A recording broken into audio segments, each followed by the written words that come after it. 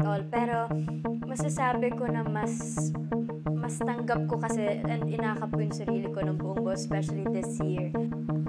Ay, bihira mangyari yun eh. You know, Mukhang may malaking plot twist ang nangyayari patungkol sa estado ng relasyon ni Catherine Bernardo at Dominic Roque. Madalas kasi umano itong nakikitang magkasama. Ano ang meaning nito at bakit madalas itong nakikitang magkasama at may pa-gym body pa ang dalawa? Una nang namataan si Dominic Roque at Catherine Bernardo sa isang party kasama ang kanilang mga kaibigan kung saan kasama si Miss Universe Philippines Michelle D. Nasa likod si Dom at nasa harap naman si Catherine. Isa pa sa together na pagsasama ni Catherine Bernardo at Dominic Roque ay ang pag-gym nitong dalawa na magkasama. Tanong ng netizens, may pag-gym body pa ang dalawa kung hindi malalim ang ugnayan nito.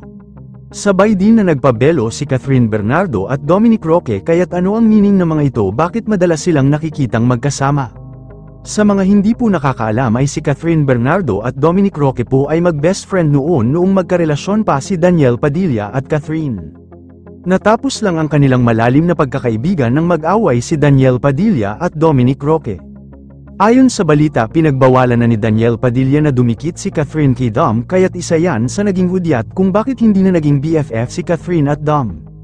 Ngayon ang tanong ng madaming netizens, comeback BFF ba ito or may malalim na ugnayan nito kung saan nililigawan na ba ni Dominic Roque si Catherine Bernardo?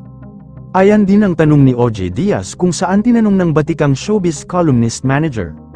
Nililigawan na ba ni Dominic Roque si Catherine Bernardo or ibinabalik lang ng aktor ang kanilang relasyon noon bilang magkaibigan? Ayan lang ang malalim na mga tanong ng netizens, kung totoo ba ang balita na may malalim na naugnayan si Catherine Bernardo at Dominic Roque at kung palihim na ba itong nililigawan ng aktor. Yun lamang po, ano sa tingin mo, bagay ba si Catherine Bernardo at Dominic Roque at pwede ba silang maging magkasintahan? Comment mo sa ibaba. Huwag kakalimutan i-like ang video na ito. Maraming salamat po sa panunood.